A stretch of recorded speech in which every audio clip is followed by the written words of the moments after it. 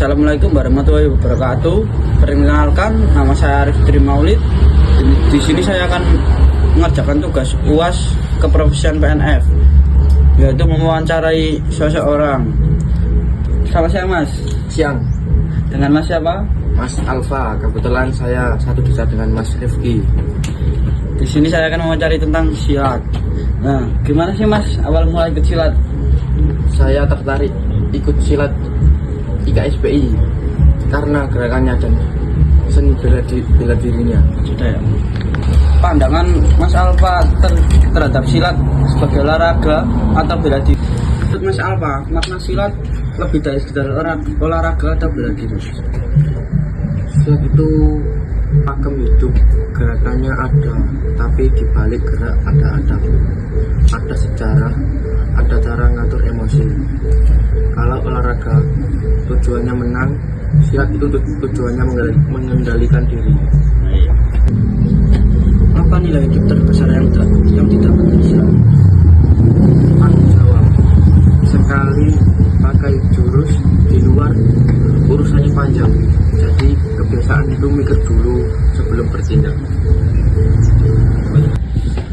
Itu latihannya dimulai dari jam berapa ya Mas?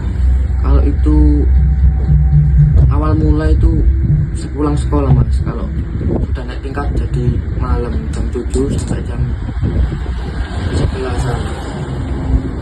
Nah, kalau latihan itu, kalau minumnya itu dikasih dari pelatih atau iuran teman-teman? Oh, kalau saya itu iuran Mas. Nilai karakter apa yang ditekankan dalam silat Mas?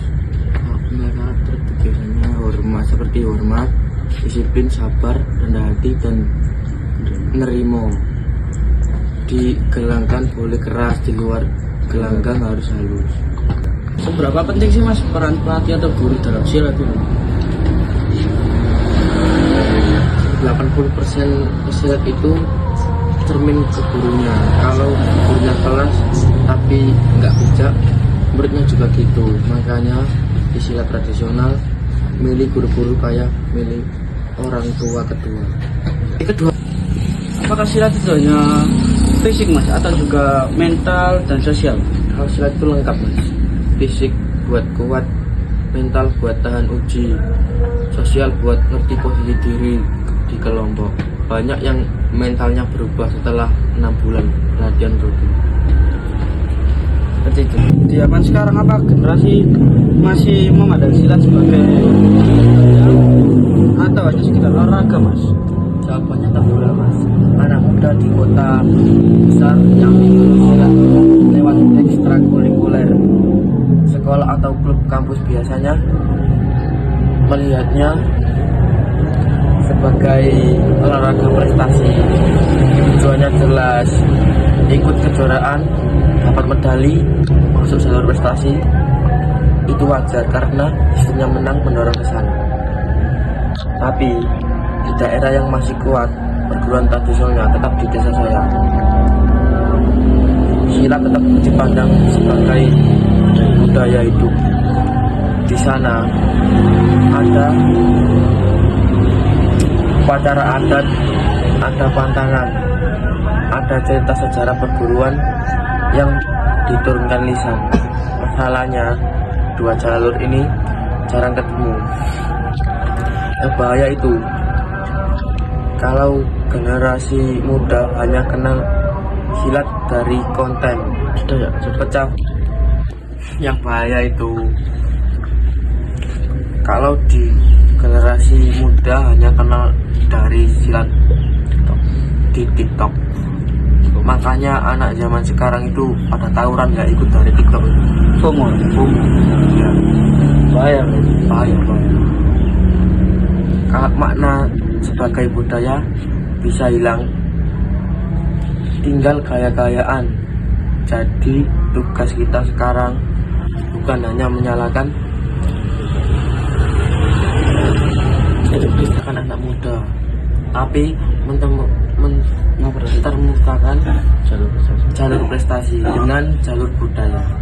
Anak yang jago tanding tetap harus tahu kenapa karena gerakannya namanya macan kumbang. Dari daerah mana asalnya? Seperti itu mas. Ya, seperti itu. Jadi, bagaimana pendapat Mas Alfa tentang oknum yang membawa nama silat ke kekerasan atau tawuran? Itu pengkhianatan terhadap sumpah. Silat di hampir semua perguruan itu ada sumpahnya. Tidak memakai ilmu untuk kejahatan, tidak menyembuhkan diri, tidak mencari masalah. Kalau ada oknum yang bawa nama perguruan buat tawuran, biasanya itu ada 30 seperti seleksi murid lemah, siapa saja diterima tanpa lihat karakter.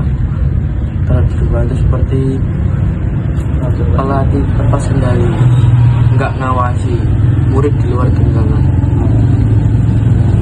Ketiga itu seperti gaji kelompok, silat yang itu sedulur, yang silat itu sedulur, bukan saling klaim paling jago. Di luar sini banyak jagonya. Banyak sekali. Seperti siapa? Anak sebelah ini. Kalau itu sangat besar sekali mas. Satu video tawuran bisa merusak citra ribuan silat yang tiap minggu latihan buat sehat dan prestasi. Solusinya ada solusinya. Solusinya apa? Solusinya bukan melarang silat, tapi mempererat kode etika dan sanksi internal di setiap perguruan. Kalau terbukti nama perguruan buat rusuh, harus dikeluarkan tegas. Seperti itu. Ya, Di perguruan mas apakah seperti itu? ya seperti itu juga. Tapi banyak oknumnya. Banyak sekali. Jadi, apakah perkembangan media sosial melestarikan silat atau justru mengurangi makna aslinya mas? Ada dua hal positif dan negatif. Satu sisi positif itu medsos bikin silat dikenal anak muda yang tadinya nggak tertarik. Video pesilat luar negeri belajar banyak silat. Jadi viral. Banyak ya yang viral kan? Banyak sekali maksudnya. Yang berprestasi ya? Atlet-atlet itu. Iya itu banyak.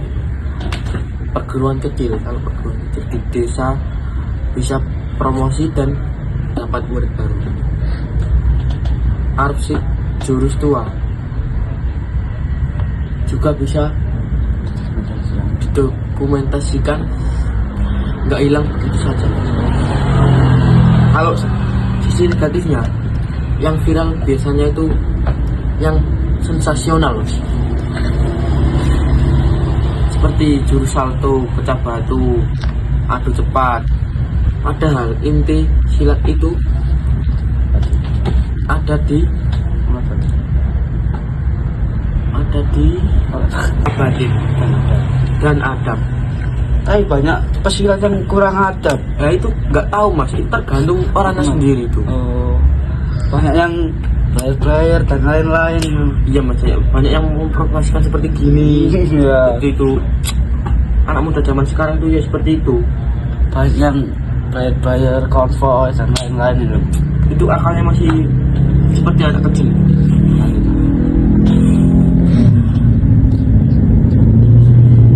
Kedua itu mas, ada komersialisasi itu seperti perguruan jadi bisnis murni. Itu seperti apa bisnisnya mas? Itu seperti murid diterima tanpa seleksi, nilai adab kesampingan. Ya kesampingkan itu salah saya. Kalau hasilnya itu lulusan banyak dari karakter nggak terbentuk. Berarti sekarang banyak silat yang dijadikan bisnis mas ya? Iya mas. Supaya anggotanya lebih banyak ya? Iya. Oh, seperti itu ya dunia silat. Kalau yang ketiga itu kan ada 4 nih. Iya. Nah, kalau ini yang ketiga. Ah. Yang ketiga itu ada persaingan tidak sehat antar perguruan. Oh, itu seperti apa mas? Itu seperti gengsi dan klaim, aliran paling asli, bikin silat kehilangan nilai persaudaraan. Padahal tujuan awalnya sama, Mas. Tapi sekarang kan banyak yang anak-anak muda bentrok itu gengsi. Iya, kalau itu salah bukan perguruannya, Mas. Itu oknumnya sendiri. Berarti siapa yang perguruan paling kuat itu, Mas? Iya. Di sini banyak juga tahu. Banyak sekali, Mas. Yang mana? Kalau yang nomor 4 itu relevansi zaman, Mas. Oh, sebenarnya. Revelasi zaman itu seperti kalau silat nggak bisa menjawab masalah anak muda sekarang itu kayak mental health, bullying, krisis identitas. Mereka akan cari wadah lain, perguruan yang bertahan itu yang menjaga akar tradisional. Tapi ya, tapi berani pakai bahasa anak muda sekarang. Tapi sekarang anak muda banyak yang gaya-gayaan, klaim perguruannya paling hebat, gak bisa mati dan lain-lain. Iya, seperti itu, Mas. Ya. Apa kamu seperti itu juga? Iya. Iya. Apakah silat bisa menjadi sarana pemberdayaan masyarakat? Bisa, Mas. Dan sudah banyak contohnya. Silat itu murah, nggak butuh lapangan mahal, cukup halaman dan semangat. Ya, kamu dulu latihannya di mana? Kalau saya tuh dulu tuh kalau pertama itu di lapangan, Mas.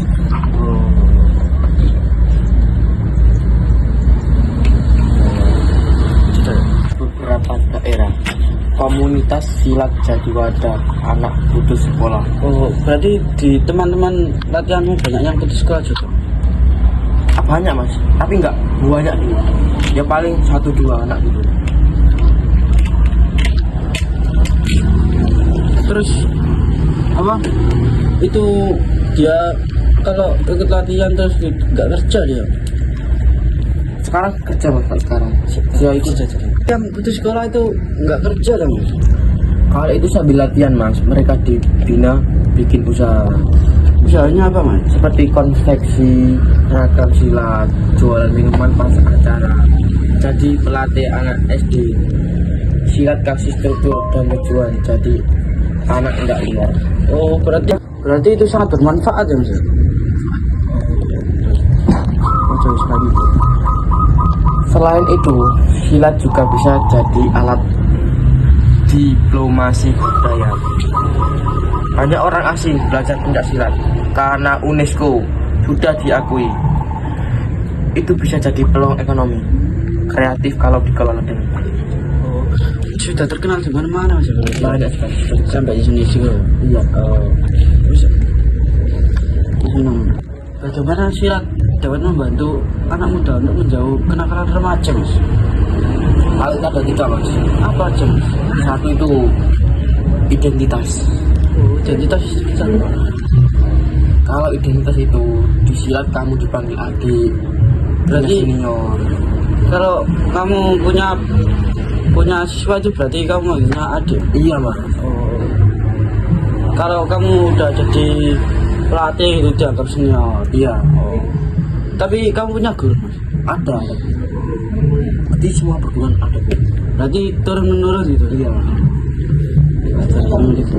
Ada rasa memiliki yang sering enggak didapat di rumah atau di sekolah. Oh, berarti itu kekeluargaannya besar sekali. Besar sekali, Mas. Seperti perguruan saya. Yang kedua tujuan, Mas. Tujuannya apa, Mas? Tujuannya itu latihan punya tingkatan, naik sabuk, naik tingkat, ikut lomba gitu-gitu. Kalau naik sabuk itu ada berapa tingkatan, Mas? Kalau di perguruan saya itu ada 3 tingkat. Itu kalau ke tingkat 1 itu berapa lama, Mas? Itu kalau yang pertama itu tingkat pertama itu perkiraan 5 bulan. Kalau ke tingkat 2 berapa? Kalau Ke tingkat 1 ke tingkat 2 itu berapa? oh alah ya. Ke tingkat 2 itu biasanya itu rata-rata 7 bulan. Oh, berarti lama ya. Lama. Kalau ke tingkat terakhir yang ketiga 3 itu 9 bulan. oh berarti 1 tahun lebih. lama 1 tahun lebih. Hampir 2 tahun. Oh. itu kalau yang ketika 3 itu berarti udah bisa mengajar adik-adiknya. Bisa. Berarti kalau dalam latihan itu juga bisa ikut lomba prestasi atau enggak cuma latihan budaya gitu Mas ya? Ketika itu ada batasan. Seperti apa? Ada pantangan seperti tak boleh mabuk, tak boleh sombong, dan nggak boleh pakai ilmu sembarangan, Bang. Itu juga nggak boleh. Lama-lama batasan itu ke kehidupan sehari-hari. Tapi sekarang anak remaja yang gaya-gayaan pakai jurus, Iya Mas, itu pamer-pamer gengsi. itu Oknum yang kurang akal. Banyak kasus anak yang awalnya sering tawuran, setelah 6 bulan latihan rutin dan diawasi pelatih, perlahan berubah, bukan karena ditakut-takuti tapi karena capeknya dipakai di gelanggang. Dan ada orang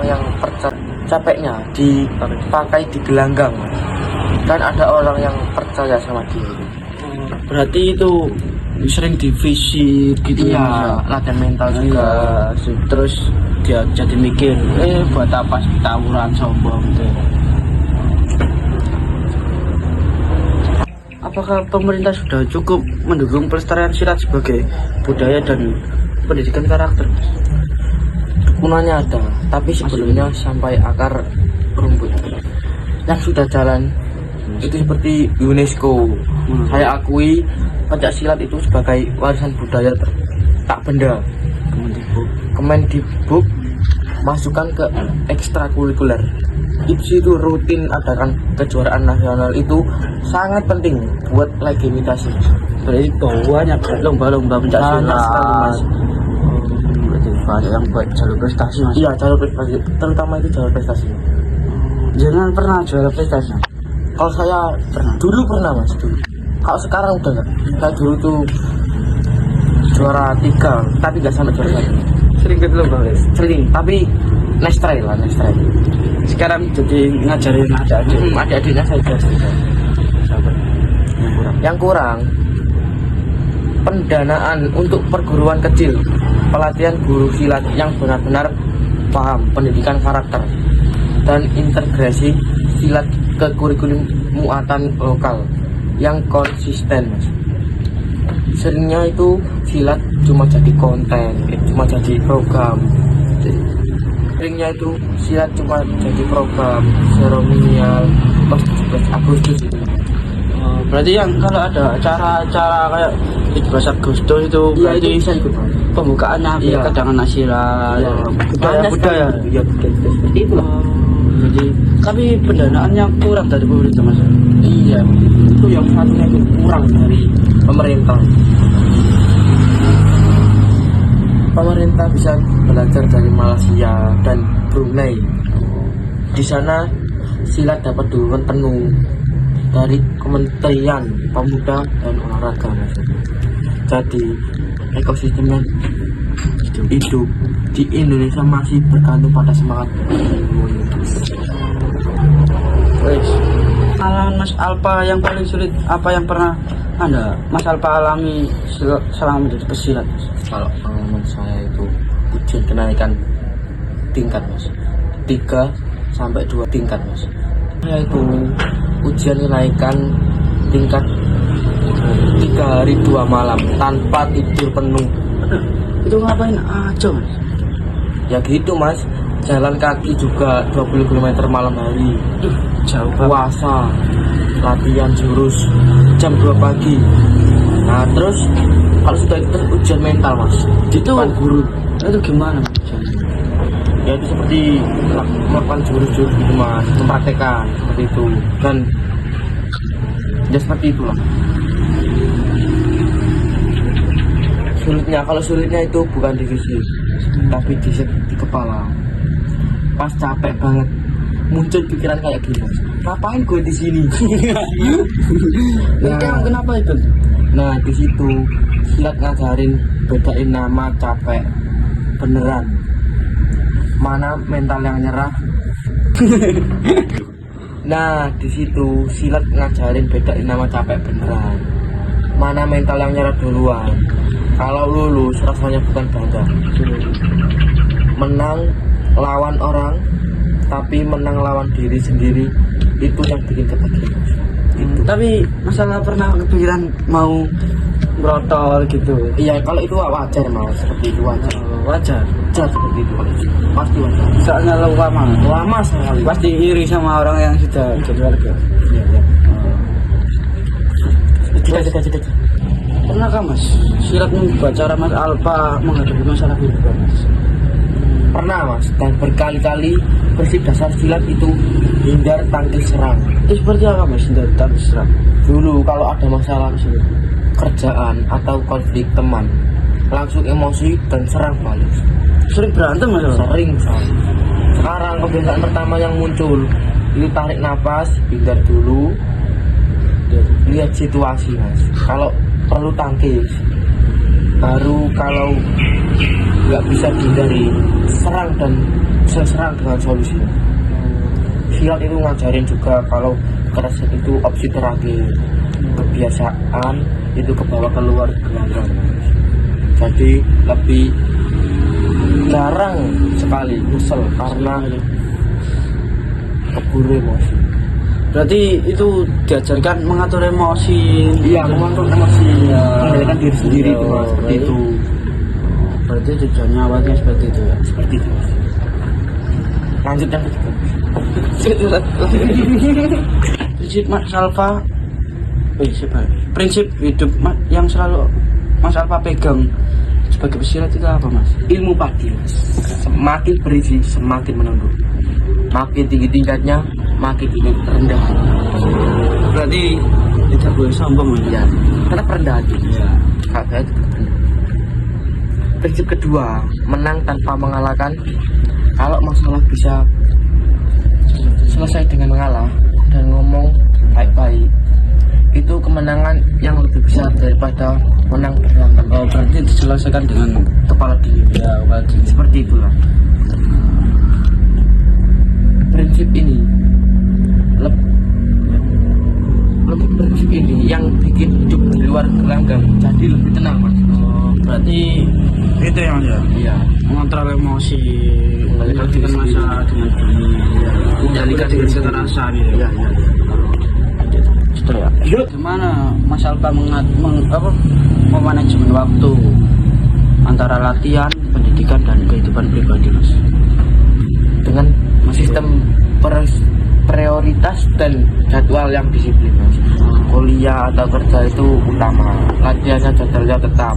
Misalnya Senin, Rabu, Jumat sore. Kalau ada tugas kuliah, latihan bisa dikurangi, tapi nggak ditinggal total. Yang terpenting komunikasi sama guru silat yang benar paham, dia nggak akan marah. Kalau muridnya bolos latihan karena ujian, justru dia akan nanya belajar gimana. Jadi nggak ada konflik antara silat dan pendidikan formal. Berarti kalau nggak ke latihan gitu itu izin aja? Iya, izin aja, pasti mengizinkan itu kalau seperti itu. Berarti manajemen waktu ya? Iya mas. Apa momen Mas Alfa paling membanggakan selama menjadi pesilat? Kalau momen itu merupakan selama menjadi pesilat itu bukan waktu menang. Apa? Momen paling bahagia pas murid pertama gue naik sabuk, naik tingkat sawon sekali, bangga sekali. Dia bilang, mas, gara-gara silat aku berhenti tawuran di sekolah. Sering tawuran? Rasanya ilmu yang diturunkan nggak sia-sia. Medali bisa mudah, tapi perubahan sikap orang berhenti tawuran di sekolah. Berarti sawon membanggakan banget. Apa pesan Mas Alfa untuk generasi muda tentang silat? Generasi muda, jangan nilai silat dari video 15 detik. Coba dulu minimal 3 bulan. Datang dengan pikiran mau belajar, bukan mau jago. kalau niatnya benar, kamu bakal ketemu nilai-nilai yang tidak diajarin di sekolah. Hormat, sabar, tanggung jawab. Silat itu keras di luar, tapi harus di dalam, Mas.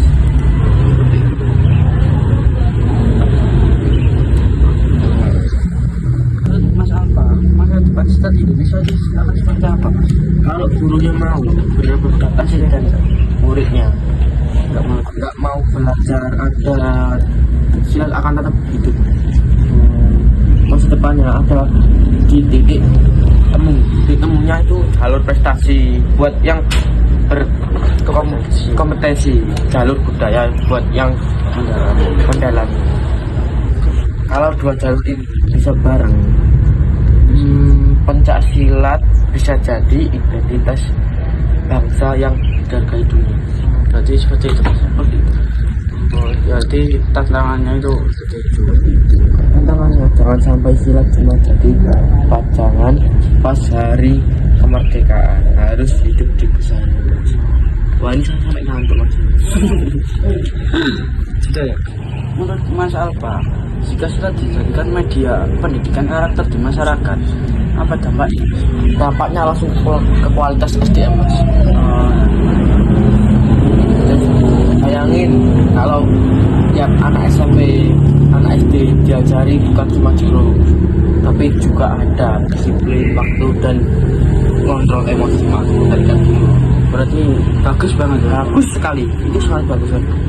Kita bakal punya generasi yang berani tapi nggak arogan, nggak seperti kuat tapi tahu batas, seperti itu. Kenakalan remaja seperti bullying, intoleransi bisa ditekan karena mereka sudah dilatih ngatur sejak kecil.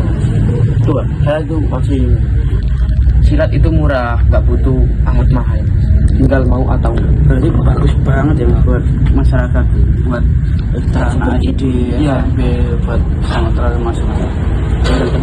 Bagus, kita sombong. Oh ya. Mas, harapan Mas Alfa terhadap mahasiswa yang ingin belajar dari dunia silat itu apa?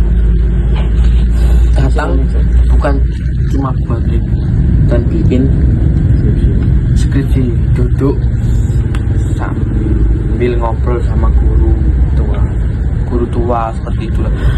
Ikut latihan subuh, rasain prosesnya.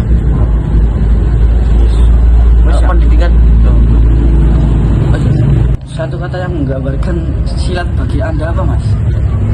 silat itu sedulur dan saudara, seperti persaudaraan gitu. Di gelanggang kita mungkin saling adu jurus, saling munggul-munggul, tapi di luar gelanggang kita saling jaga. Itu yang bikin beda sama organisasi atau olahraga lain. Berarti gitu ya. Gitu. Di bawah tarung. Di atas tarung. Silat itu bukan cuma soal menang kalah, tapi soal menjaga manusia. Ya. Sekian, terima kasih dari wawancara kami. Wassalamualaikum warahmatullahi wabarakatuh.